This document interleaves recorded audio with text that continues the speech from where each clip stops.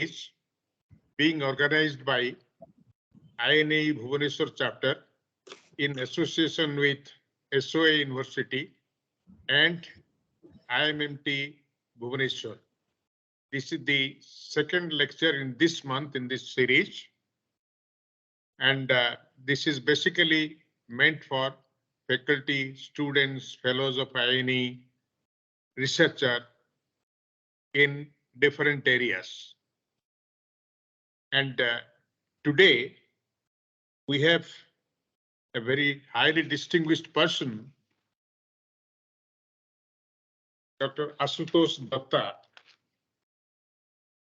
with us, and he will be giving his talk on 5G network and security, opportunities and challenges.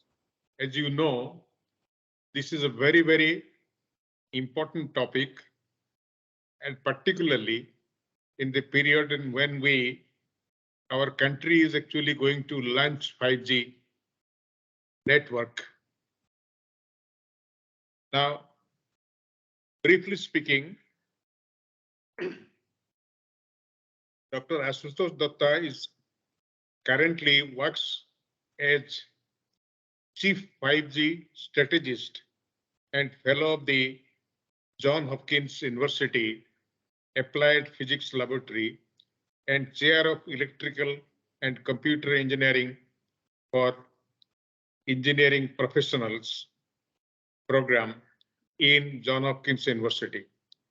Earlier, he worked as Director of Technology Security at AT&T, CTO of Nexon, Senior Scientist in Technodia Research, Director of Central Research Facility at Columbia University, and Computer Engineer at Tata Motors.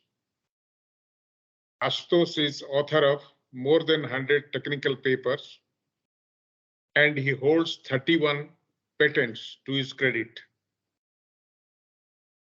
Ashutosh is co-authored of a book titled Mobility Protocols and Handover Optimization, Design, Evaluation, and Applications, published by IEEE and John Wheeler and Sons. As a technical leader in 5G and security, Ashutosh has been serving as the founding co-chair for the IEEE Future Networks initiative and focuses on 5G standardization, education, publications, testbed, and roadmap activities. Ashutosh is IEEE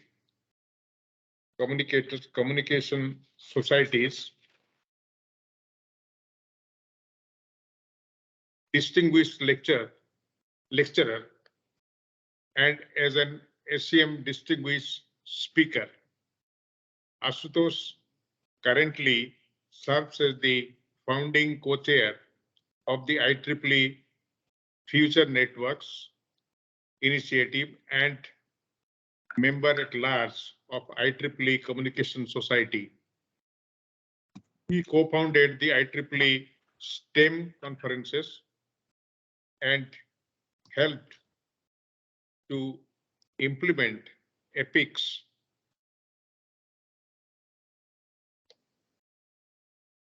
that is the engineering project in community services projects in several high schools.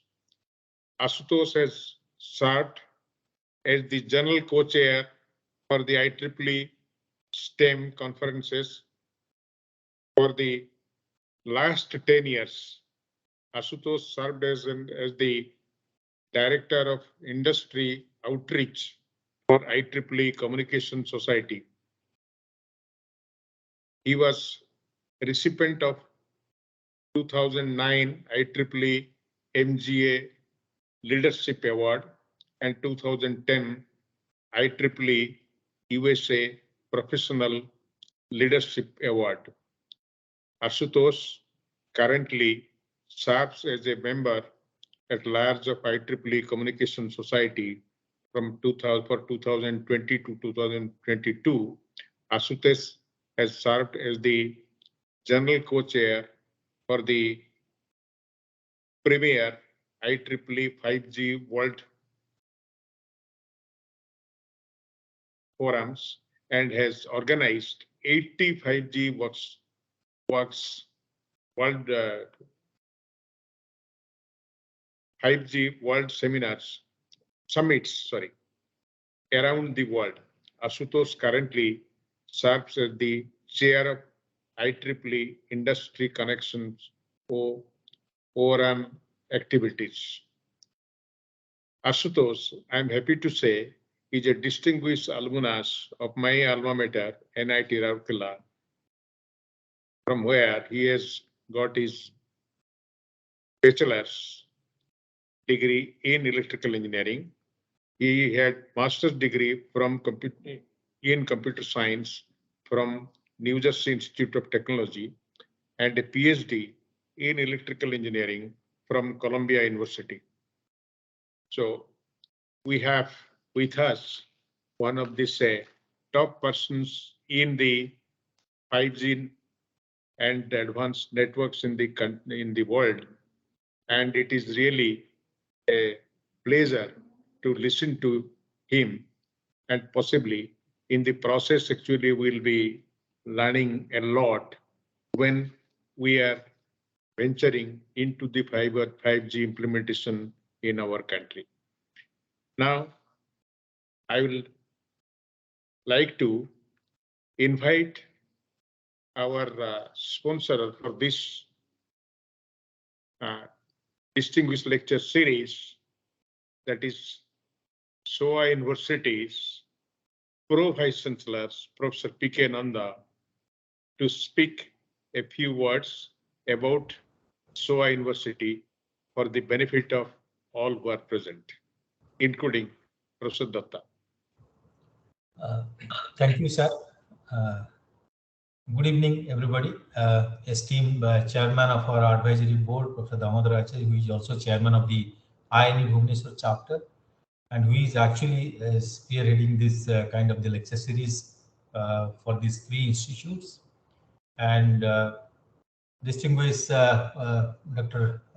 Ashutosh Datta, who is now the chair of electrical and computer engineering and also the 5G communication strategies at Johns Hopkins University, which is one of the very top ranking university in the world.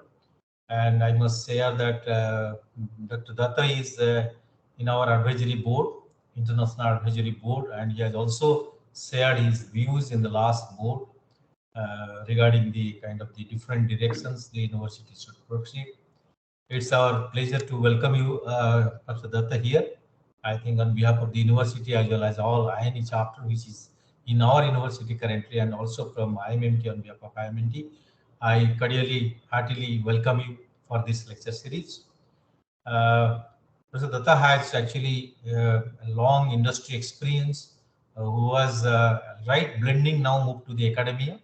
I think his industry experience and academia both definitely will enrich us today's lecture. I'm very grateful to Professor Damodar Acharya, who invited Professor Datta to speak on such a contemporary and emerging topic which India is going to adopt in future. As far as the university is concerned, very briefly, I'll brief for the Professor Datta and others, those who are not aware of our university. This university is currently, I think, is in the silver jubilee year, 25th year. We started in 1996, so we are still continuing because of the COVID pandemic. Still, it rolls down. And Engineering Institute was the first one in 1996, but nevertheless, 2007 it became university, and now 15th year is running here.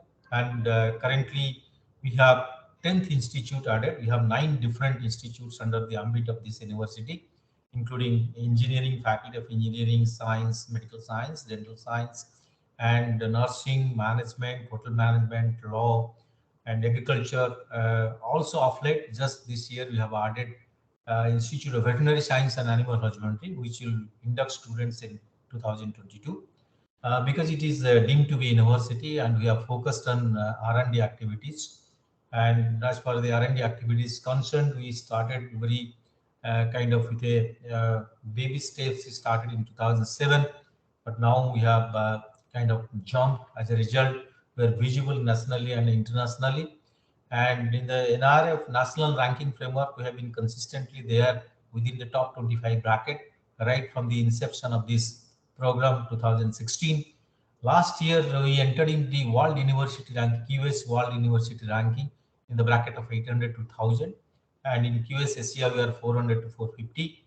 And Times Higher Education also, we have entered last 2 years within 1000 bracket, 1000 to 1200 bracket in the World University ranking.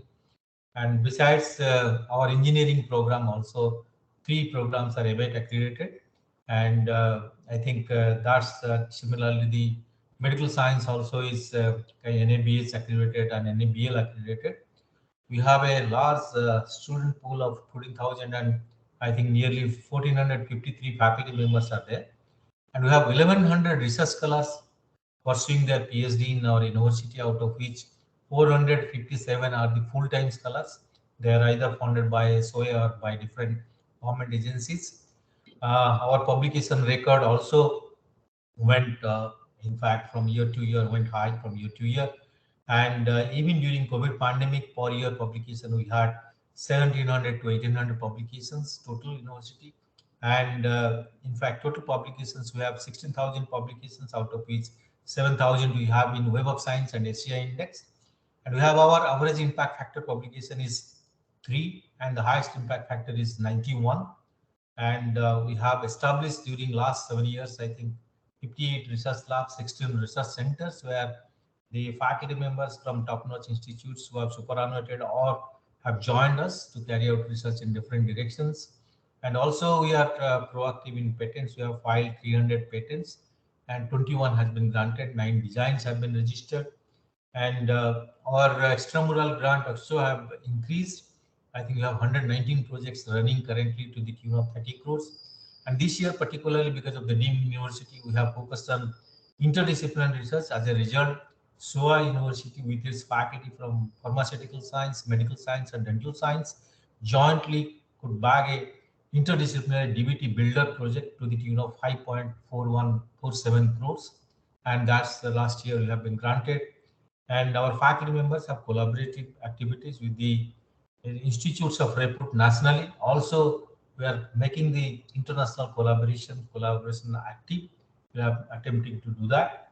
And eventually the university is in fact striving to go from step by step, and so that it will be visible within the top ranking institutes in the country as well as visible to abroad. And we have currently 219 international students ranging from, I think, 13 countries. So we believe there will be more students, and the ecosystem of this academic and research ecosystem will be more vibrant in future. Thank you. Thank you very much for giving me opportunity to share a few words about this university briefly. Thank you, sir. Now, may I request Dr. Datta to share his screen and make the presentation. Sure, Dr. Acharya and Dr. Nanda, thank you for the invitation, kind introduction. Let me just share my thing. Sure, okay. Not that, and that screen. 1 second. Do you see? Okay, you see my screen, right? No, we are not able to see. Possibly you have to okay, share okay. the window. I have to share it. Yeah. 1 second.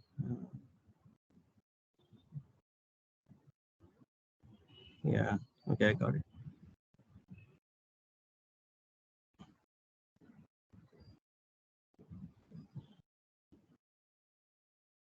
How about now? Do you see anything? Yes, we can see. You see my slides, right? Yes, your slides are perfectly visible. Okay. No issue at all. Okay, thank you. So thank you for the kind introduction and real invitation. It's a really honor for me to be part of this, talk today, and I'm giving this talk from SOA University, this room, and thank you for letting me use this room from my previous talk. It's a real pleasure for me because I grew up in Bhubaneswar, and so it's very close to my heart. I went to Government Boys High School Unit 1, BJP College, and 81 to 85 I studied at REC Rourkela. It was REC at that point.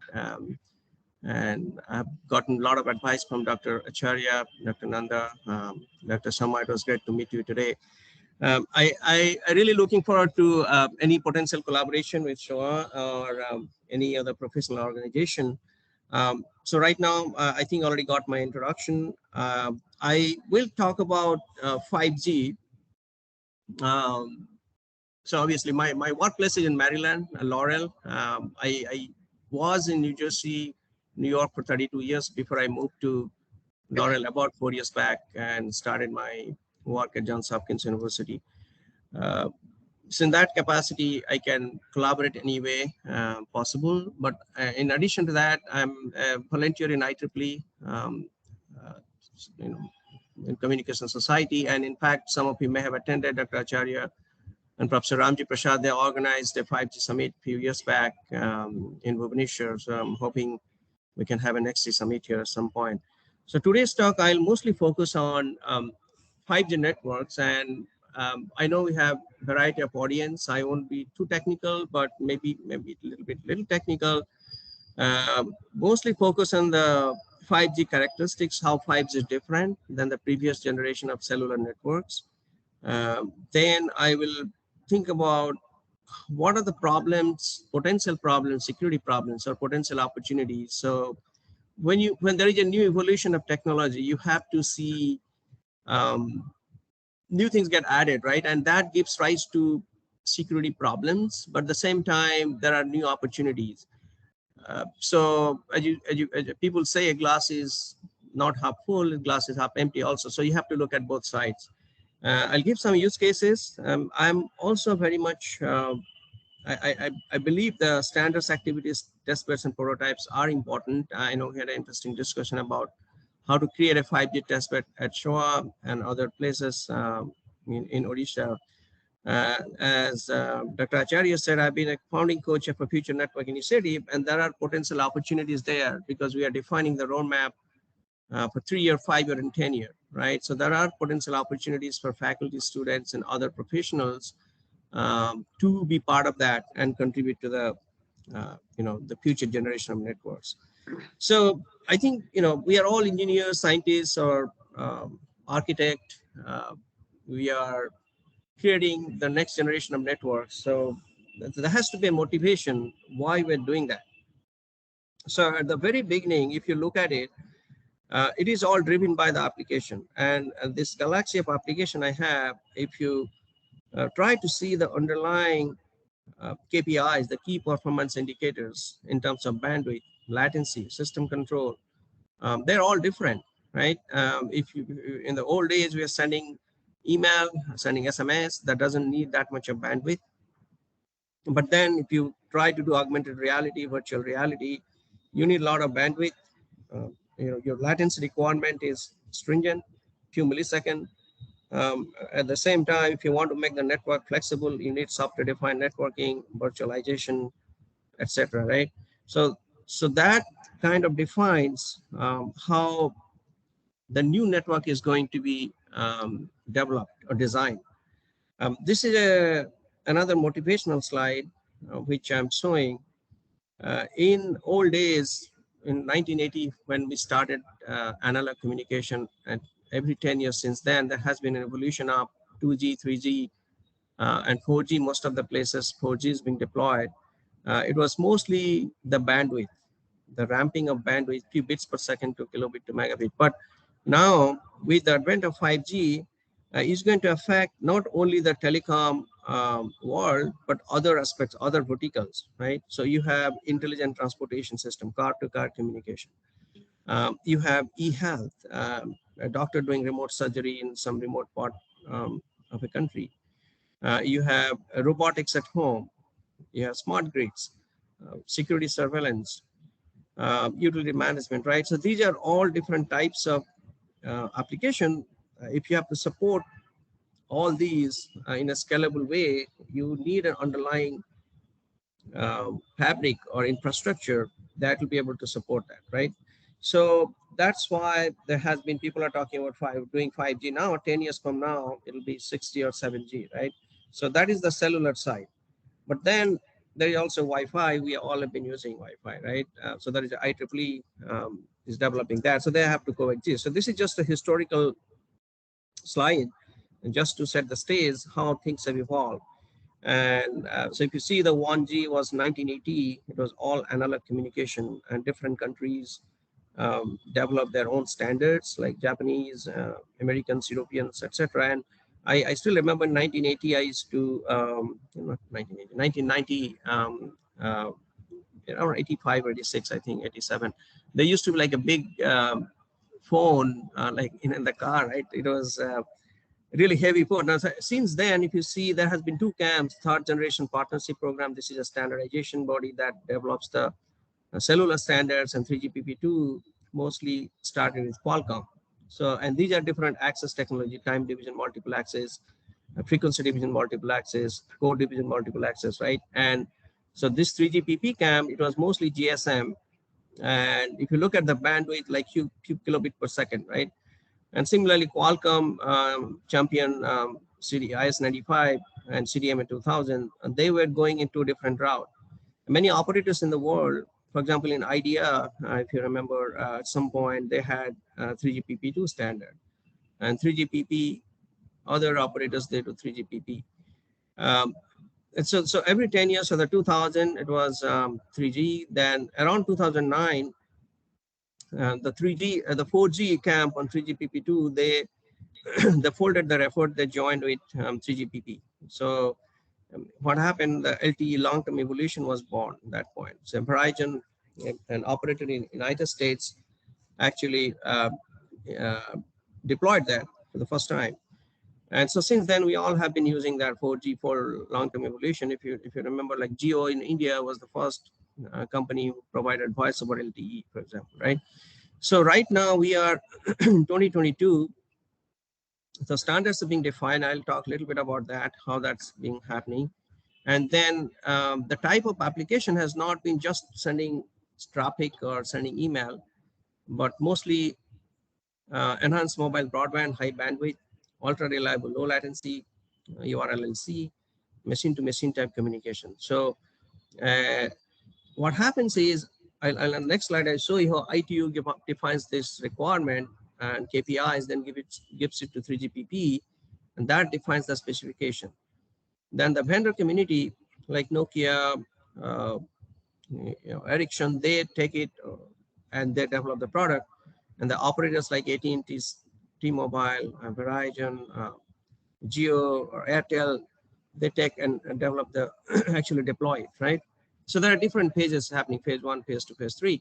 So while 5G is being deployed, at the same time, people have started doing research into 6G because they think there are applications that need real stringent KPI, which are not possible using 5G technology, right? So they start doing research. So we have a NextG Alliance in United States by ATIS.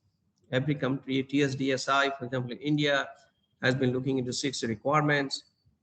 Just like I said about 5G Summit, we just had a NextG Summit at APL on June 14th. And those recordings are actually just got available. So this is how the research continues and standards, right? So at the same time, that was the cellular part. I wanted to also highlight the fact, while 3G, 4G, 5G, and those are evolving as part of 3GPP standards, which is third generation partnership program, we all have been getting used to using Wi-Fi, right? So you started with 802.11, and these are the bandwidth and different years. So they have been coexisting.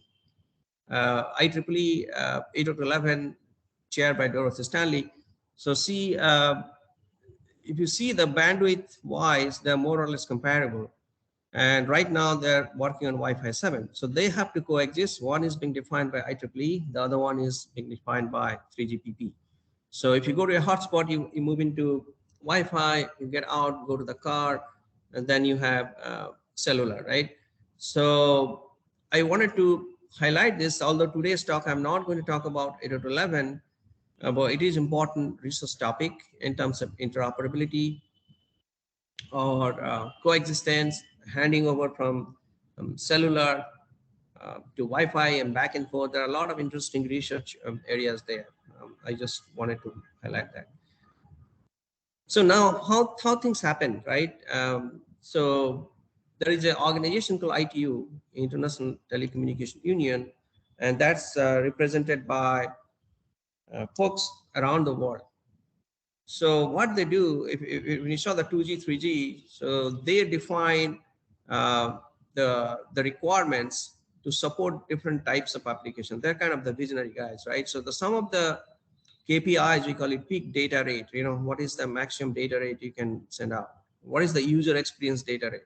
Spectrum efficiency, frequency per bits, bits per frequency, like that, right? Then mobility, how it's a 300 kilometer, 400 kilometer, and they still have to have same quality of service. If you're going in a bullet train, for example, what is the latency requirement? If you're sending just a traffic, you don't care. But if you're doing voice over IP, interactive type communication, or if you're doing things like remote surgery, you need stringent latency, right? So can the current network support that? And those also have different value, right? The connection density, how many people are connected to a specific square kilometer, energy efficiency, area traffic capacity. So what they define, they come up with actual value, and they pass it on to 3GPP, and 3GPP, third generation partnership program, that consists of people from different companies, academic institutions, and just like I said, ITU, there are regional standards bodies who also part of that. For example, TSDSI in India is a member of 3GPP. So they bring the requirements from rural India, right? So some of those things are not, let's say, represented by other countries. So they bring it to 3GPP. So when they define the specification, some of those things also get defined. Similarly, in America, they have ATIS. In Europe, they have ETSI. In Japan, they have ARRIVE. So they bring it, the vendor community, they all develop the specification. So what they're doing, they're mostly focusing in three different types of application: enhanced mobile broadband and URLLC, MMTC. And here, these are some of the application, as I said in the first slide, augmented reality and industrial automation. And each of these applications have has different requirement, right? Some may need high bandwidth, some may need low latency, some may need both. So based on that, you then define your 5G enablers. And when I say 5G, it is not only the air interface, and I'll talk about that, how 5G is different. Okay, so that's kind of how the standards happen. So if you see, this one is IMT 2020, which is for 5G. Similarly, there's IMT 2010 for 4G and IMT 2000 for 3G. Now they're working on IMT 2030. So IMT 2030 is defined by ITU, and they're passing into 3GPP. And they started defining, they have releases like 15, 16, 17, like that. And they started defining the specification. Each of the specifications pretty big, like 600 pages or so, and there are many of those, right? I teach a 5G course, so at some point, if you're interested, I can talk about it. But anyway, so that's how the KPIs, the use cases, and verticals, right? So phase 1, phase 2, like that. Now, this is another slide just to highlight the fact, why do I need 5G, right? So as I was telling, it's all driven by application. And this specific slide, I'm showing some of the KPIs. So I have bandwidth on y-axis, latency on x-axis, and then I have system control and other KPIs, right? So let's take an example of virtual reality. So if you have to support an application like virtual reality, you need 10 gigabit per second bandwidth traffic rate. You also need low latency, right? So if I have that requirement, my 4G network cannot support that, right? It has its limitation. At the same time, if you're doing industrial automation, in the previous talk, I was giving, it was all focused on how 5G can help industrial automation, right? So in this case, I may not need enough bandwidth, but I have a stringent latency of 1 millisecond. So bandwidth wise, maybe 4G can provide that, but I still have 1 millisecond latency requirement. So this guy cannot get into this quadrant, right? So, and cloud assisted driving, etc., gaming. So now if I want to extrapolate another rectangle here, it will be like 6G, let's say, and things will look different, which I do not have right now because people are still defining those applications. So this kind of gives how it is a top-down approach, how you define your network architecture or design your new technology based on the requirement by the application, right? So now, but again, on top of that, there is control, the programmability. If there is a network, let's say 100 people are using it, all of a sudden 1,000 people want to use it because there is a game happening, somebody scored a goal. So how can we quickly scale up the network and make it flexible enough so there is no packet drop, people can still use it, still get the same quality of service. So some of those are not available as part of 4G technology. Okay, so now we got the motivation. Now let's see how 5G is different, right? As I was telling, let's look at the top picture here. So when we say 5G, there are users, right? I mean, I have my cell phone here, I think it's connected to LTE. It's not connected to 5G yet because 5G is not available yet in some parts of India. But when I go to United States, AT&T has partial 5G, T-Mobile has complete 5G. So when I turn my phone on, it shows 5G evolution. So this is where the new radio comes. So new radio is the access part. When you connect, turn your cell phone on, you connect to an access tower like the G-Node Beats. So that's a new radio. That's a new standard. It gives you high bandwidth. So, and similarly for Wi-Fi, they have Wi-Fi 7, which provides a similar high throughput. But again, that's the 802 wireless LAN standard. Now, on that same side, there are different kind of frequency. You have low band, mid band, and high band, right? So if you study the physics, right? If you look at the low band, less than 6 gigahertz, you have high range coverage, but you have low bandwidth. On the other hand, if you go up through the frequency like 28, 39, or 72, they call it millimeter wave, you have high bandwidth but low range. So if you look at it like a 3-layer cake, you have the bottom one, which is high range, high coverage, but low bandwidth, and in a mid band, then the low band, right? So if you have to support high bandwidth communication, you need to have in a dense area like New Delhi, Mumbai, or New York City, or Kolkata, you have to have multiple cells, just like in Wi-Fi, right? Because you have to support that. But again, millimeter have its own problems in terms of penetration and line of sight, all those. It also has massive MIMO. So these are the characteristics on the radio access side, right? On this side, densification of small cells. Many of our houses, we have fiber now, fiber to the home, to give the high bandwidth, right? So that may be complemented with wireless backhaul if you have millimeter wave. So now let's move right? So I covered this part, I covered G-Node B. Now, when you connect, you authenticate, authorize, and start sending packets. And you see these edge clouds, these are the ones can provide low latency application, like remote surgery. Most of the time, before 5G, edge cloud was not that much relevant. There was no technology. So local processing, because if a doctor is doing remote surgery, and a lot of the things processing has to happen locally, right? So I'll talk about that a little later. So now let's move to the code side, right? So if you see in the code, you have a user plane, you have a control plane, and data plane. This is where things get stored. So if I go to the code side, there are other enablers. So you have software-defined networking. The example I was giving, if all of a sudden there is a performance overload, like from 100 people to 1,000 people, how quickly you can spin up additional resources, how quickly you can scale up from one network function to 100 network functions, because you don't have time to go and put a new chassis in the machine room to add new capacity. It has to happen through software, right? So this is what is happening in the virtualization.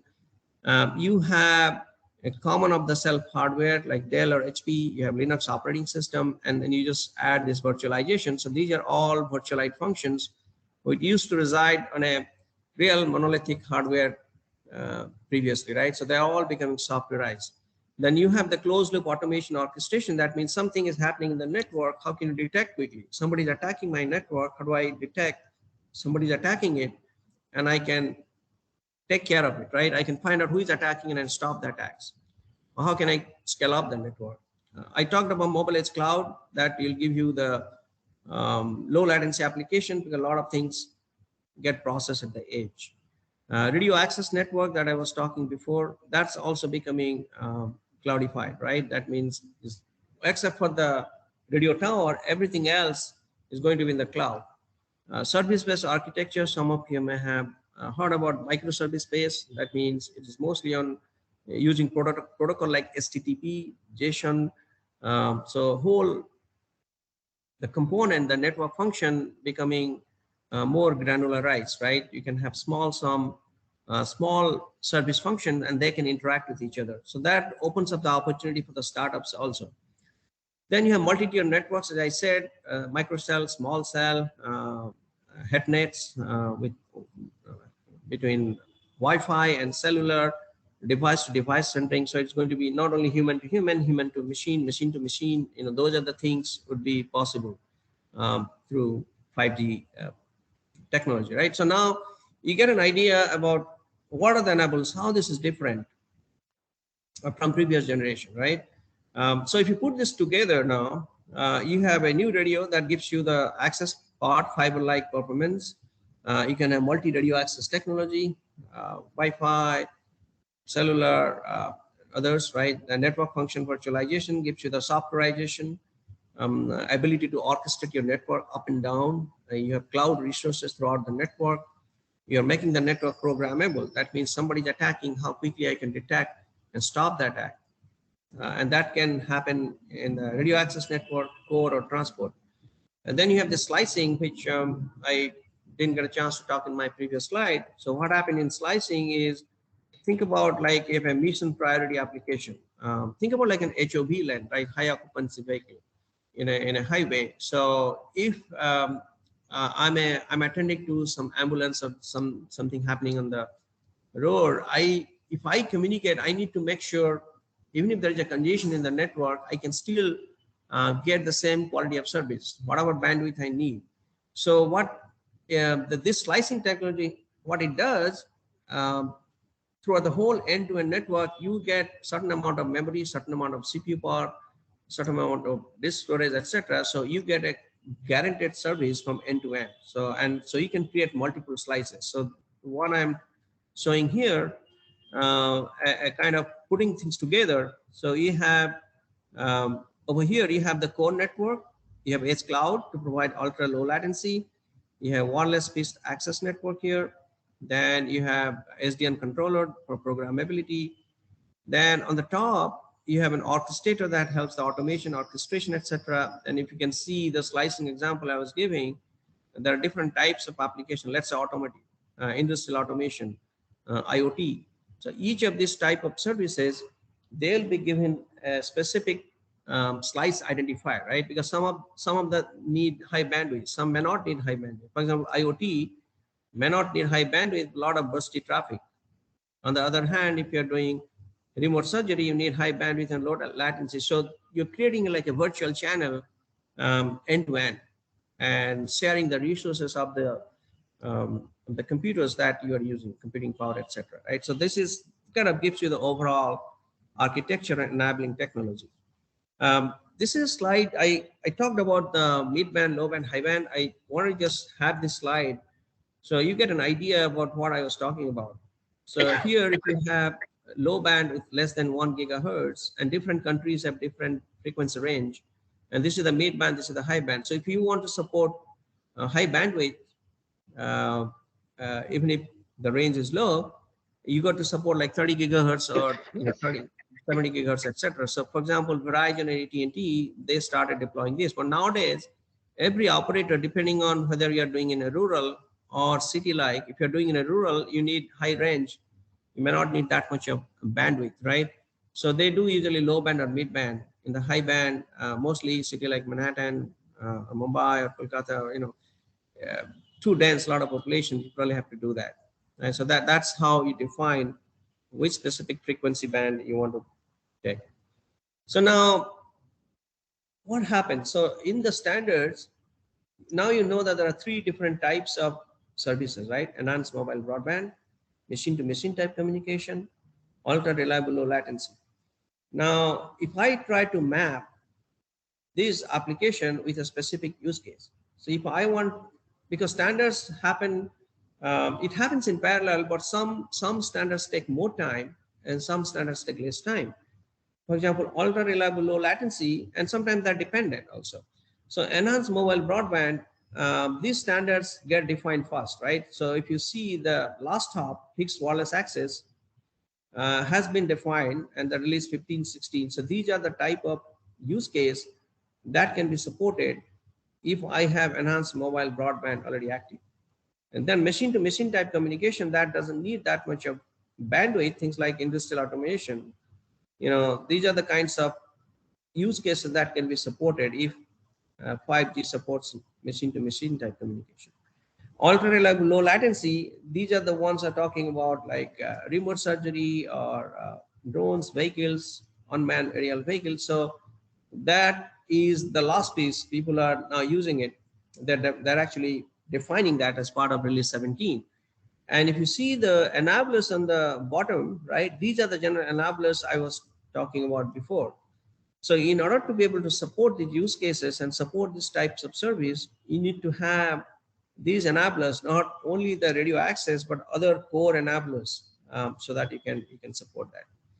Okay, now let me go here.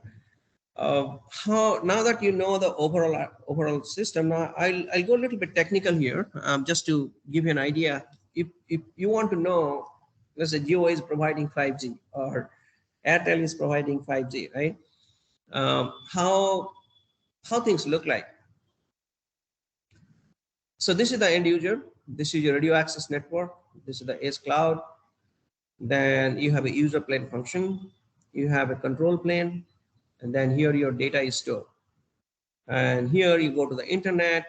If you want to have voice over IP, which like voice over LTE, then your roaming providers. For example, I am now, I'm my subscriber. I'm subscribed to AT&T, but now I come here and I have a 4 or 5 different choices, networks available to connect. So depending on which specific roaming agreement I have, I can choose that, or it becomes automatically selects a specific roaming provider. It could be Jio or Airtel or something else.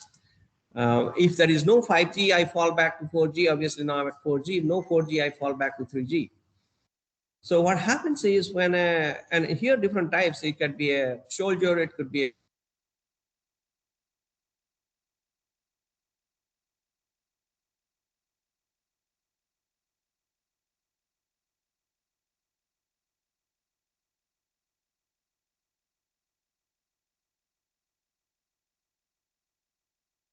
or I get authenticated, authorized, and then I send my traffic out through user plane function, right? So at that point, I can connect to CNN.com anywhere internet. So that's how things work. So the reason I'm telling is at a later point, I will security can come anywhere, right? It could be come from the endpoint, from the edge cloud, orchestrated SDN controller. So these are so many different components out there. The bubble here is untrusted Wi-Fi, right? This is what I was telling. So if a user is connected through cell, now can hand over to Wi-Fi or back and forth. So what will happen there, right? So that is the example I was giving. How do you hand over from cellular to Wi-Fi and back and forth, right? So now you understand the end-to-end system model is important. So I want to give a comparison of how the core network used to look like in 4G. So this is look pretty simple, right? So if you look at the evolution of 2G, 3G, 4G, the whole architecture has changed. So you have a control plane, user plane. This helps you to authenticate, authorize. And then if you compare that, something happened. The power cut is there, no problem, we are connected. Am I audible, sir?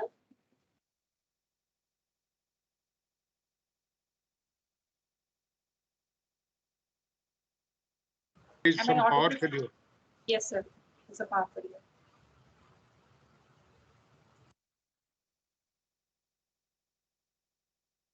Can we go ahead or wait?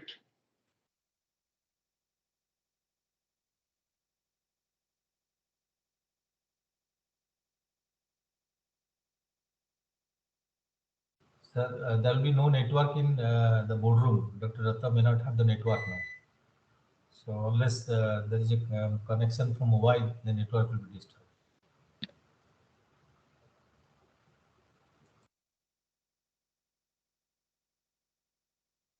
अरे से power कौन है ना दिखला?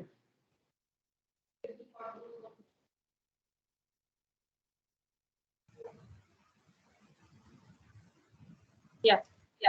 Hello? Yes, sir. You are audible. Okay, excellent. Something happened. I think there was a power failure. Okay, that's fine. You can hear me, right? Yes, sir. Yes. Okay, Sure, okay. What I'll do is I'll turn my video off maybe, so that you don't have to see me. It's a little dark. Okay, it's fine. So let me go back. Okay, so this is what I was telling. You can hear me, right? Okay, good. So you can hear me, everybody? Yes. Yes, Okay. we can Yes, hear sir. you. All Yes, right. sir. So this is what I was telling. So EPC, how 5G core, you from 4G you go to 5G, right? So if you see, these are the things I was talking about, the microservice. So this whole MME functionality now got split into AMAP, SMAP, and AUSAP, right? So it becomes more granular, and they can communicate through protocols like HTTP. So this is important because for microservice architecture, things become more it becomes easily manageable, and they can communicate better way. So if I want to give a little bit more example here, these are the components I was showing. They call it service-based interface, SBI. And these are the interfaces they use. If SMAP wants to communicate with UDM, they use HTTP based approach. On the other hand, these are the non-service-based architecture. Okay. So now the reason I'll tell you why I'm showing all these details, because when you have to think about security, you need to see if one component is talking to another component. Let's say UE is talking to Gnode B, or UE is talking to AMAP, which protocol they're using, and what are the potential vulnerability for that specific protocol, right? And then you got to figure out what are the challenges and opportunities so that you can fix it. Or if you don't have proper security controls, you can add those security controls. So what I was showing here is a granular interaction between the different functional nodes, UE talking to Gnode B, AMAP talking to UE. So if you see most of the cases, the functional components, they're using HTTP, right? HTTP Open API. This is the service space interface, right? SBA. And now I will, when I get to the security, I'll talk about why we have to worry about API security or HTTP security. Okay, I think the light came up. Let me just turn my thing on. 1 second, please. Okay, so let me go back. Here. So this is I want to make it a little bit more comprehensible here. So this is what I was telling, right? So if you have a functional component like AMAP is the mobility function, this guy connects to SMAP and other components, right? And here on the left side, it is talking to the Gnode B, which is the access node. So if I want to see, make a mapping here, peer node and a network function AMAP is talking to different peer nodes. what is the interface name, what is the protocol they're using, and what kind of authentication authorization I need to have, and to maintain the integrity and confidentiality, right? So this is how you try to do a systematic analysis of security. So that's in the control plane. If I go to the user plane means I'm sending the data to internet, right? So in this case, user plane function is the functional component, and it communicates with SMM, GNodeB, and UPF. So I am doing an analysis here, mapping between GNodeB and which protocol and the authentication mechanism they're using, right? So this is I just took like 2 examples just to show that, because that thing was pretty, a lot of things. So now that you understand the interface, the protocols, the interaction, how the 5G system look like, so what the operators are doing. So right now, many of the operators in the world, they're still 4G core, right? This is the long-term evolution, the evolved packet core. You saw that. In some countries, there are still 3G. AT&T in USA, they stopped 3G completely. They sunset 3G. If today, company like Rakuten in Japan, they want to provide a pure 5G service, and 5G is ready, they don't have to worry about 4G anymore. They just put new radio, that is the access part, then you saw the code, right? All the S Cloud and all those.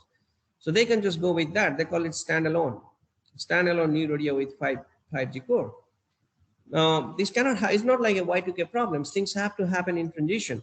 So because 5G core is not available, and you still have evolved packet core, which is the 4G, but my enhanced mobile broadband, the radio access part is already done. So I can still use new radio to send the high volume traffic. My control can go through still 4G. So this is like a hybrid architecture. They call it non-standalone. So many of the operators today, they're still operating this mode, because when I go to AT&T and I turn it on, it's a 5G evolution. That means it's not completely 5G yet, right? So that is how the transition is happening. So many, so if you don't get 5G at all, it shows like LTE. If you see 5G evolution or something, you see something like this. At some point, you'll get pure 5G. So this will be the model. All right, I'll skip that. This is more detail. Actually, this all 3 options, they call it option. This again, 3GPP stuff. So now let's get into the security a little bit. So once you have an overall idea about what 5G is all about, how it's different, what are the enablers, the characteristics, how new application can be supported. So if you want to overlay security, I have to see, again, 3GPP defines security too. So when you say security, means there are multiple things. Your handset has to be protected. You have an application that needs to be protected. When you're sending the traffic to somebody else, it needs to have some confidentiality, integrity protection, all those, right? That means nobody can hijack it, nobody can change the parameters, etc. So there has to be a mutual authentication, and there has to be encryption, so the data integrity is protected. So we'll see how 5G has taken care of some of the problems, and what are the new challenges they have to do. So that's why I said cybersecurity risk to 5G, and also the opportunities, because these enablers also help to make the system resilient, and we'll see how that works. And that could be application, devices, or infrastructure. Now you know how the infrastructure looks like. So now I bring this picture back again. And now I want to see where the potential attacks can come from, right? Because I used to be at the chief security office at AT&T. So we're designing this kind of security controls. So we started thinking that we are hackers. So if I try to overlay security attacks, it could come from the endpoints. I may or may not know my end device, may be malware infected. I may not know. It may just start sending some malware traffic, botnet traffic. It can be over the air, attacks on the radio interface, so denial of service by jamming. So somebody can just jam the network, so I cannot even get through. As you saw, because of millimeter wave, there'll be lots of GNodeB or access points, right? So there may be attacks from physical access to GNodeB or management. then I'm sending this traffic through front haul, mid haul, back haul, right? So that can be man in the middle attack, eavesdropping attack. So I have to be worrying about that. Then I have this edge cloud that are virtualization, right? That are the third-party application, that are edge cloud, a lot of processing takes place there. So those edge clouds may be subjected to potential attacks because they're all using virtualized, and a lot of security context may be stored there. Attacks from the Wi-Fi networks, right? So we talked about it's a good thing to have Wi-Fi so we can get both back and forth, but Wi-Fi, there are potential attacks from the Wi-Fi users too. And there have been some interesting security research by folks in Belgium, right? They have done interesting work. Insider attacks. A lot of times you may have access to the root password or something else. Many ways you can data leakage. You can get access and change the parameters. Somebody is a paid customer, you can just change it so people cannot even access. Or somebody's non-paid, you can make it paid. So theft of service, right? And then you can have API-based attacks. I talked about all those APIs, HTTPs, so they may have potential attacks, right? The attacks from the internet side. So most of the time, there are firewalls, right? So people cannot penetrate the data center. Sometimes the firewalls are not properly configured. There may be ports which are open. I had an interesting experience at AT&T through DNS attacks happened from the internet side. And then roaming providers. So sometimes, let's say I'm roaming right now, roaming mode, and anytime I'm turn my phone on, I get authenticated through AT&T. So during that time, the potential attacks may happen. If you look at the SS7 3G, and there was similar attack. So once you know this, what is the next step? So next step is, do I have enough security mechanism? Has 3GPP defined enough security mechanism, right? So 3GPP rightfully has a security architecture document 33501. And if you see, these are the different domain: network access security, network domain, application service-based architecture, because these are the new domain that got introduced, and they have defined security architecture for that. I'm not going to get details to that, but then, as I said, you have to make sure you're authenticated, the user is authenticated. You need to make sure your data confidentiality, integrity is protected. So in order to do that, you have to generate certain keys. And this thing shows how you start with derivation of different keys as a part of the authentication process.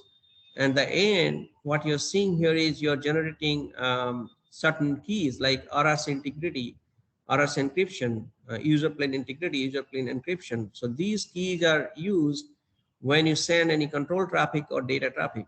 So you make sure that nobody has access to those, right? So this is the one I was showing before. So this is 3GPP defines that. So how then different than 4G?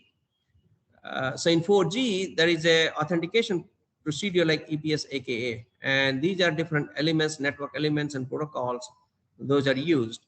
In 5G, they wanted to make it more flexible. So they have 5G AKA, EAP AKA. These are all IETF based architecture.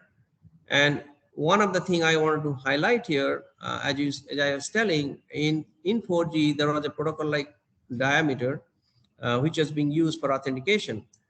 But in 5G, they got rid of Diameter because it has security holes, HTTP-based API they use, right? And there are other things they added to take care of the weaknesses that 4G had. So the point I'm making here is, as you make the network evolution, it tries to fix the security issues that we had before, and it take care of that. So if I try to put this in a dashboard view, there are certain 4G vulnerability, as I'm showing here. No user plane integrity, bit down attacks, the SS7 Diameter related attacks. Those have been taken care of using 5G, because things like subscriber identity protected, that got protected using a new element called SUSHI, right? Then they added user plane integrity, which was absent in 4G. There are enhanced authentication methods. Compared to 1, there are now 3. Then they added something called SEP, which is the proxy for inter-operator security. This is the roaming thing I was telling, right? So if you want to augment the roaming thing, they added this proxy. But in spite of that, there are 5G security risks, and I'll go some of that because it's a continuous process, right? There are new risks coming up, and how do you take care of that? Okay, so now I give you an example of how 5G has taken care of some of the 4G problems. Before, I call it threat taxonomy. So if you break up your 5G networks into several different subsection, right? You have the end user, RAN, as cloud, a core, and application. What I'm showing here is a potential way. Think about if I'm a hacker, and these are different security, they call it 101. So I want to make sure my network is available. I want to make sure my confidentiality is protected. I want to make sure there is no integrity compromise. I want to make sure I have control on my network. So if a hacker, what he'll do, he'll try to negate those, right? So what they do, they will flood the interface, crash the network element, and make the network unavailable. They can do the eavesdropping, data leakage, compromise the confidentiality. Similarly, they can change the traffic parameters data. My integrity is compromised, right? Controlling the network, compromise of network element. By doing that, they lose the control, right? So insider attack. So these are the things I was telling before. So if I am a hacker, then how do I do that? I can flood an interface by jamming G-Node B, or I can do denial of service attack by doing botnet attack. So this is how a hacker can do. Now, if I know that, then I have to make sure I have enough security controls to stop that, right? Or detect or mitigate. So these are different potential mitigation techniques. I'm not going to go over each of these. I'm just showing a methodology or a systematic approach to how to look at it. And this case, I'm looking at the radio access network, which is the first, access. The same thing, if I move towards the right, if you remember, there was a core part up to the RAN. My first two columns still remain same: availability, confidentiality, integrity, and this is the threat type. My attack description will look different because I'm using the core. My functional components are different. My protocols are different, right? So I have to, as a hacker, I have to know how to do all these in the core. And then for each of these, again, I'm looking at the potential mitigation technique. There is a potential attacks on my AMF. Can I do throttling? Can I do deep packet inspection? And so on and so forth, right? So that's the core part. Now I move to the extreme right, which is the application services, IP multimedia subsystem. When Jio introduced the VoLTE, voice over LTE, I think they gave it free. So here in the 5G, they call it voice over NR, voice over new radio. So again, I put my first two columns same, but then here, since I'm talking voice, I have telephony denial of service attack, right? If I'm using authentication, I'm trying to authorize with my home subscriber server, there is sensitive data that may be compromised. If I'm using a protocol like SIP, session initiation protocol, which is used for voice over IP, that specific protocol may be under attack.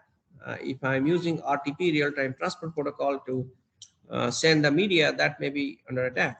So then my potential mitigation technique will be different, most likely. Maybe not. It depends, right? Some of them may be protocol specific, so I have to have the security control like that. So I get the example of the RAN, core, and IMS, and now there are other things we got introduced, like API, application programming interface. So this is a key important part, right? So we have to see what are the threat category with API, what kind of attack description might happen, and potential mitigation technique, right? So this is the API. I'm not going to go over that, but just want to highlight that. What is GTP? GTP is the GPRS tunneling protocol. So if you saw the example I was showing, user plane traffic, once I authenticate, I send my traffic using a protocol called GTP. So I have to be cognizant of potential attacks that could happen over GTP, because this is an important part where my traffic goes over. And then I have to see firewall encryption technique, etc. Right? So these I have to apply those. Then HTTP. Now, as you saw, microservice-based architecture has started using HTTP instead of diameter, right? So for that also, I'm showing a taxonomy of the threat category, attack description, and what is the mitigation technique, right? So then REST API is another one, which for SDN controller. So in essence, I was going over this different subsystem level, different functional level, different protocol level, and showing you the potential threats and what are the potential mitigation techniques. So now that you understand all those, what is my job, right? I have to see, okay, so these are the fundamental things, but how do I assess what is my security risk? So there is, you have to do a cyber risk assessment, whether you're enterprise owner or operator. So NIST, which is a standards organization in United States, they have defined this risk as a likelihood and impact. So likelihood is a function of vulnerabilities, exposure, threats, and mitigating controls. Impact is how it's going to impact the user, how it's going to impact the business, right? So then you come up with a risk. Then you look at whether do I have enough security control or not. And I'll go over some examples here. So now I'm bringing this back and showing those enablers that 5G has, right? Cloud RAN, the first 2-3 slides I had shown. Cloud RAN, SDN, software-defined networking, open source, network slicing, virtualization, orchestration, data security, AI, supply chain. I'll talk about that a little bit. Edge cloud. So these are the enablers that make 5G interesting and more promising compared to 4G. So these guys have their own problems too, right? You know, although they make it richer and more feature effective. So I'll give what I'll show an opportunity and challenges. So this I'll spend maybe a minute or two on this. So I'm putting everything together here, right? So I have an orchestration, I have a software-defined networking, I have a data analytics, I have hypervisor, all those, right? Software-defined networking. So what is happening here? I'm showing the endpoints. They are making attacks, launching attacks, either on the control plane or on the data plane. And if I'm in the operator room, I see there is a spike in the traffic, you know, and I just don't know who is doing it. I have analytics that's monitoring it. It's sending the alerts to the orchestration engine. And that point, I want to know who is attacking it from which device, which location. So they call it dynamic service chaining. So I instantiate IDS is intrusion detection system as a monitoring function that finds out which IP address, which device, which operating system from where it is coming. Once I know that, you know, I can just use my firewall, virtual firewall, using southbound API and stop the attacks. So this is called closed loop orchestration automation. So this is an opportunity to make the system more resilient. Very, very important, right? And this is possible only because of 5G. So it doesn't matter whether you are sending high amount of traffic, or low latency, doesn't matter, right? Your end goal is to make sure how to stop the attack or detect and mitigate it, right? So that's opportunity. So now, in terms of challenges, this is one example. This is an SDN controller, which helps to program the switches on the fly. I'm showing, this is my personal experience where we tried in the test bed at AT&T, I was doing that. So the controller may be potentially under attack. Maybe it's not properly configured. Hacker can go and make changes. There may be attacks on the southbound API side, and the SDN controller may be completely overwhelmed. So if I just give 2 examples, then I try to put them in a table like this. Okay. So, and I'll go through a few of the examples. In this case, SDN controller is an enabler. It provides with some of the opportunities, right? So these are the opportunities that I can take advantage of. This is I was talking about glass is half full. So it gives the resilience, it enhances the programmability, adaptability, it facilitates dynamic service chaining and dynamic security control mechanism. This is what I was showing. But at the same time, by introducing the SDN, you are adding potential risk, denial of service through southbound, northbound, man in the middle spoofing attack, protocol fudging attack. So these are the additional challenges that I added. And for each of these, now I have to come up with potential mitigation technique, right? If I have denial of service attack through southbound interface, what is my risk severity? What is the threat likelihood? And this is the potential mitigation technique. So let's take a look at this. If REST API exploitation and risk severity is high, I want to make sure my mitigation control is there and bring it to green or something like that, right? Or yellow. So this is how you proceed. Okay.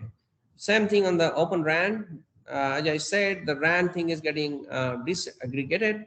Your remote radio head, which is this is another enabler, right? Cloud RAN. So that remains on the site. Everything else moves into the cloud, like S cloud, everything. So this whole thing is opening up. So if I want to do a similar analysis here, I did something similar. I looked at, okay, I'm using Open RAN, which is a 5G enabler.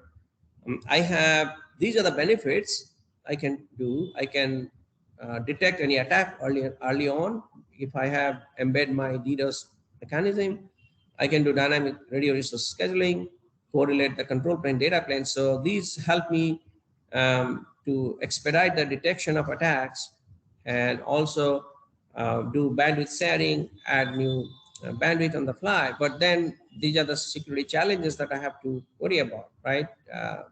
Virtual machine manipulation, data exfiltration. When you're orchestrating new RAN function, they may be under attack during the scaling up, and jamming can be launched. And for each of these, again, I have potential mitigation technique, risk severity, and threat likelihood. So this is the Open RAN. Mobile Edge Cloud is the next enabler. So what is Mobile Edge Cloud? It helps you to provide low latency application. Most of the time, authentication happens in the core. So this is a core. So typically, one core has about 50 or 60 edge cloud. So in this case, let's say fire department or ambulance, they need low latency applications. So a lot of things get processed here. But at the same time, they have to be secured. And if I'm handing over, so most of the security context gets stored here. So by doing that, you are increasing the vulnerability. So what's happening here? Let's look at it. So you have security opportunities because you are enhancing the performance, reducing the latency, secure and fast data handover when you're handing over. But then I'm also introducing a lot of challenges here, right? If you have cache poisoning, because depending on the cache, malicious spoofing attack, spoofing, eavesdropping, subscriber authentication, because a lot of time I'm just authenticating at the subscriber network. And then I think about what are the security controls, risk severity, threat likelihood. Slicing. This is another example, as I was telling, HOV LAN, right? So here again, I'm showing end user may have 2 or 3 different types of application. One is massive IoT. One may be mission critical. So if mission critical application, it'll have lots of memory, bandwidth, CPU power, and other people may not need that. So let's see what kind of attacks may happen. So slicing provides a lot of good features, right? Like quality of service, context or orchestration, security overhead. So these are the opportunities, but here I'm listing some slicing related attacks, because if I'm an end user connected to 2 slices, one slice is properly secure or other one is not, then I become like a breeze between 2 slices, right? So then one slice can starve the other slice by stealing the resources because they are using the same memory, same hardware. Then they have side channel attacks from one slice to another slice. Again, here also I'm showing potential mitigation, risk severity, threat likelihood. And same as the virtualization, there are a lot of interesting opportunities with virtualization, like resilience, things, sharing of resources. You can, multiple operators can share the same hardware. You can have MVNO type, like FirstNet Authority in the United States, they're using AT&Ts, for example. And that's all possible because of virtualization, right? And for all of those also, you have potential mitigation technique. There is open source is important, and I'll say a little bit about testbed, how you can create a testbed using open source. It has a lot of interesting opportunities that I can see advantages, right? So open source means you don't have to even pay anything. These are all available. download it, create your own testbed. But at the same time, I was showing that ODL example, right? If you have to make sure level of support, lack of documentation, these are important things you have to do. And there is a galaxy of open source components that you need if you want to create a 5G testbed at a very low cost. Supply chain is important. What is supply chain? So supply chain is, you saw that 5G end to end, right? There are so many components. There's a radio access, there's a edge cloud, there's a core data control, and all of these components, some of them are hardware, some are software.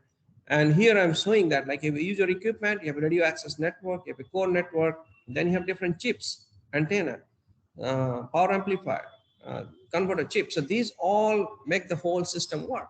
And they come from different parts of the world, different vendors. I remember 2 years back, the United States State Department, they sent me to Europe because I was doing a lot of IEEE stuff, and they wanted me to go to Germany, Netherlands, a few other countries, and talk to their CTOs, their politicians, and saying, you know, how 5G is secure. They were trying to stop deploying components from a certain vendor. So they wanted to understand what are the potential risks. So is the risk more in RAN, more at core, more at the edge?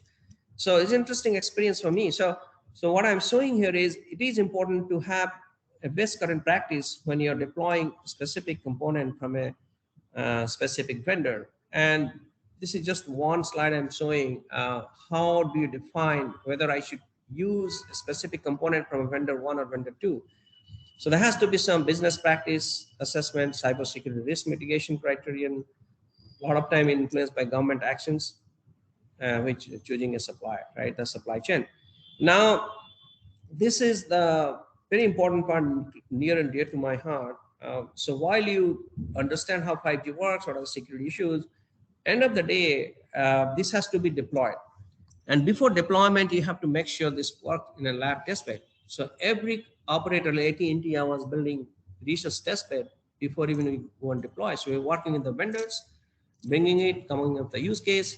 So here I'm showing some of the standards bodies that are important, like ITA, 3GPP, I talked about, IEEE, and these are the open source consortium that provides different components, functional components, open source, that you can use to build a testbed, right? And then here, example, NSF power testbed, which can open consortium. If you want to get involved, build your testbed, then connect to this power testbed. Linux Foundation, another open source. And I talked about some of the regulator, ITU and TSI, etc. Right? So if you want to know how 5G evolving is important, so I give an example of what we did in Applied Research Lab, APL Research Lab. We build our own testbed, 5G. Then you connect it to New York City. There's a big testbed with millimeter wave, MIMO in Salt Lake City, Airport in North Carolina. This is drone based, and this is the rural wireless broadband. So we work with the Department of Homeland Security, Department of Defense. So they basically say, you know, can you tell us how 5G is going to take care of a problem? So we do testbed use case here, then we take it out to the field and try in Manhattan or different places just to see the scalability, and the ease of use in a large scale environment. So this is important thing. I know in India, they have been building testbeds. So one way it can be done, any university like Shoah, they can use a testbed and then take it out to some of these bigger testbed to try it out. And this is how it looks like in Manhattan, Upper West Side. In Columbia University, actually, as when I did my PhD and I was working there, we have a whole testbed there with Rutgers University Human Lab, etc. Right? And this is the Salt Lake City campus type. So this is millimeter wave because dense, and this is massive MIMO, right? So there are different use cases. I'll give one, now that you got idea, now how it's going to help the end user. So this is an example how to solve the problem using 5G technology. So I call it active shooter scenario because in the United States, people are very much worried about this active shooting going on. So they did a drill. They said, okay, we have an active shooter scenario, but how does the 4G network help to take care of? So they did a drill in Indiana, and there's this pain points. So it is important to understand a specific client or sponsor's problems, only then you can apply 5G technology, right? So they said, well, we are not really happy with 4G. We got 10 seconds delay for video to be distributed. We have a lot of bandwidth problem, congestion problem, handoff problem, information overload. When active shooting happened, from one call, it went up like 1,000 calls. So all these are problems. Can 5G take care of it, right? So then we did an analysis like this. So, okay, so these are the problems you had. And then we looked at all the enablers that I was showing before. So 10-second delay, fine. We can use S Cloud to reduce the latency to 1 millisecond or whatever, 5 millisecond. High bandwidth, you had problem with that? Fine, we can do 5G new radio to take care of that. Handoff during Wi-Fi connectivity, you can use HetNets. SDN and AP, you can scale up, scale down the network when number of calls go up. Quality of service problem, we use network slicing to provide proper quality of service to mission critical applications, right? So this is how we approached it. And then we build a test bed. So this is an example of, we had a 5G core, we have an orchestration. When there was a congestion, we had ability to add additional resources. These are the control plane signal, user plane and control plane. So we are able to make sure, even if congestion, the calls went through. This is the same thing with Edge Cloud, second use case. So it was taking 10-second delay. Then we added this Edge Cloud and test bed, we reduced it to 5 milliseconds, right? All right, now third one is slicing, same thing. We just use multiple slices using 5G and provided quality of service. I just gave you 3 examples of that. And these are some of the APL, some of the capabilities we have. This is how it looks like. Again, this is just an example. Things have changed also, right? We have a we have the 5G network even on the cellular light truck. That means a truck. We have a prototype of 5G. You can move around the 5G network. So that will be very interesting. You know, if you can do it something here. Next 2-3 minutes. So I've been part of this Future Network initiative, and there are many things you can do if you get involved. It consists of about 26 societies. A Future Network, Connecting the Unconnected Challenge, roadmap. We have 14 different working groups. We define the roadmap, 3-year, 5-year, 10-year from now, how things are going to look like. We have podcasts, workshops, etc. going on. This is the slide I wanted to show. This 5G summit thing. If you see, we got about like 87 to 88 summit. If you see, I just pointed Bhubaneswar here. This was done in this institute. Some point I've done in Kolkata, New Delhi, Rourkela also. My alumni have done that. I think maybe a year back or so we did that. And the last one was in Laurel, right? So this is an opportunity when we did the Next Summit last June 14. We can do a similar event here. So if you want to get more about this 5gsummit.org, you can go there and get access to a lot of materials. These are the societies, depending on which specific area you are interested in, you can contribute to 5G ecosystem. This is a website. You can go to futurenetworks.ieEE.org and get access to many things. There are standardization, publication, education working group. You know, you can get involved in any of those. This is the important thing. So we have been doing this thing. This is the 3rd edition. And as you can see, there are about 14 different working groups: AI, ML, application, connecting the unconnected. This is the digital divide, millimeter wave, optics, satellite, security, privacy, deployment, edge service, energy efficiency. So these are all different tenets of 5G. We have to see how things are going to look like 10 years from now, which will be probably 6G at that point. If you want to get involved in any of these working groups, I'll share the slides. You just send mail. We meet twice a month, and you have an opportunity to contribute to any of these. So finally, what I was trying to say is some of the 5G characteristics, what is happening in this adoption, how these are different. And this adoption part is different in different countries based on the local market, local need, and government support. So there are a lot of technical barriers that have to be sorted out. There's a radio frequency side. coexistence with satellite. This is an important thing coming up. Operational side, SDN, NFV, microservice, open source, these are all operational related stuff. Cultural side, I think I get these questions all the time. We have a deployment working group which is looking into some of the health, safety, all those. Policy barriers, I talked about supply chain issues, roaming among operators, spectrum interoperability, some of those still being looked into.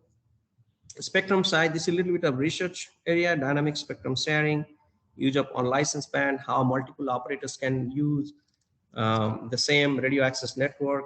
They can dynamically add capacity using Open RAN, which is Open RAN Alliance is a new one.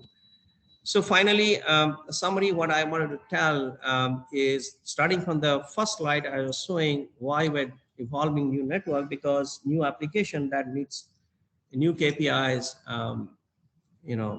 needs to be resilient, flexible. That's why we are defining new networks. And then in terms of security, there are lots of opportunities that you can take advantage of, but there are also lots of challenges. I have listed few of those. So we have to look into both. So in order to achieve a secure 5G network, you have to do a systematic approach, open up the network, component, interface level, component level, come up with a threat taxonomy, look at the security controls, what you have, do a risk assessment, and then you apply some best current practice. Every operator have their own document to mitigate the risk. And then finally, it's important thing is collaboration among operators, vendors, regulators. This is important. So having summit, this next summit, we got about 48 talks and people come and talk about it. Build your own test bed. Try to come up with this use case. Talk to the potential customers. Some of your work in the industry, you may have potential customer, different verticals, not only telecom. Go to like e-health, agriculture. I can talk about that. How 5G can be helpful for agriculture. That is an interesting startup opportunity there too. E-health, mission critical application. So you get the requirement, build a test bed. Something doesn't work because standard is not defined. You go back and participate in standards. You can go through TSDSI, for example. Ms. Pamela Kumar, Abhay Karandikar from IIT Kanpur, and they are all involved, and Bhaskar Ramamurthy. So sometimes the standards defined but may not work in a rural environment like India. Then you got to fix that, right? So those are the things you have to do. So that's kind of my last slide I had. So at this time, I'd be happy to answer any questions, or if there is no time, I can always answer later on. I know there was some light power failure in between. I don't know how that affected my talk, but it's being recorded. Hopefully that'll be fine. Yes, sir, it is recorded. Thank Now you. I invite questions from the audience, those who are present. Sure. You want to read that, or so you want me to read? Or? No, sir, they will be asking, they can unmute themselves. Sorry, how do I? You can read it out. I can answer. Is that okay? Yes, sir. Okay. I'm not finding any question in the chat box. Chat box. Okay. Let's see. Okay. I see the chat box. Okay, 1 second. Let's just see. Where is the chat box here? Right? No. Do I see any questions here? Or I see that you want? No, sir. No questions. I don't see any questions. Anybody wants to ask any question? Or do you see any question, Dr. Sharma? No, sir. I'm not finding any questions. I think it was very lucid presentation, and that's why people present, esteemed persons present over here, they're not having any questions. But certainly at right this moment, I invite like questions from the participants, if at all any. Like you can ask. Sure. I mean, I'll be happy to ask if you have any questions. I'll share my email address here, so you can ask. And this is being recorded, so obviously you can Yes. share it. I'll share the slides as well. So.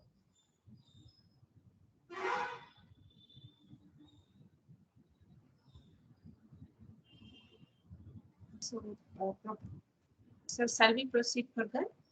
The program? I'll stop the sharing. Okay. Okay. I stop the sharing. Sorry. Yeah.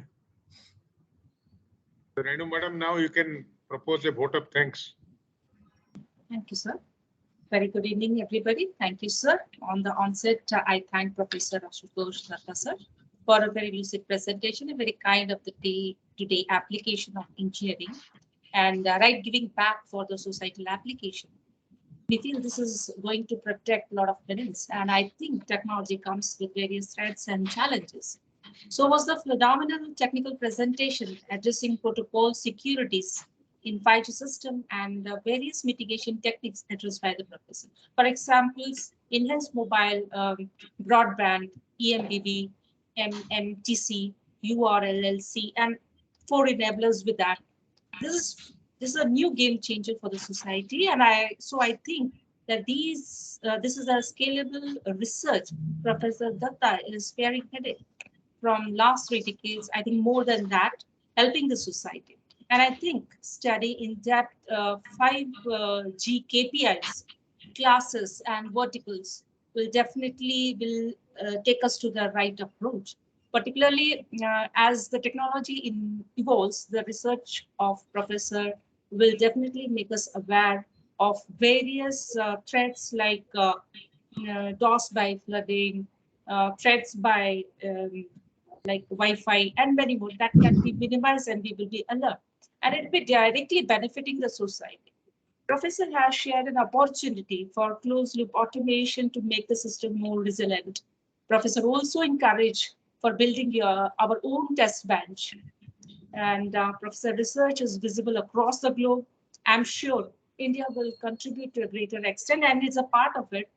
And on behalf of SOA, INE local chapter at IMMT, I extend my heartfelt thanks to Professor Datta, who have agreed to deliver and share his expertise to all of us. And even though it is, it's a common, so much deep analysis in it would definitely, it's a noteworthy. And I believe all the distinguished participants, including the students, have been greatly benefited. I thank Professor Damodar Acharya sir, who has taken an initiation and motivated top professor, including Professor Ashutosh Datta, to deliver his expertise to the audience. I also thank the Honorable Pro Vice Chancellor, Sir, Professor P.K. Nanda, sir, for sharing the brief description about SOA and its current activity. I also thank Professor Datta for sharing us about the recent challenges and mitigation techniques. A phenomenal lecture. I thank all the participants, those who have attended this evening, listening this lucid presentation. Thank you. Namaskar. Thank you very much. So much. Okay. Thank you very much. I really appreciate it. Dr. Ashutosh, I have got a small thing. Virtually, I will present one memento to you. Can you see it? Yes, yes, I can. Okay. Thank you. Thank you. On behalf of the SOA University, physically, I will hand it over to you next few minutes. Okay. Okay. Right. Thank you, Namaste. Thank you, Dr. Soma. Thank you, everybody. I'll be happy to collaborate in future. Thanks. Sure. Namaste. Sure. Bye-bye. Bye-bye. Bye. Namaste. Thank you, Professor Datta. Namaskar. Thank you. This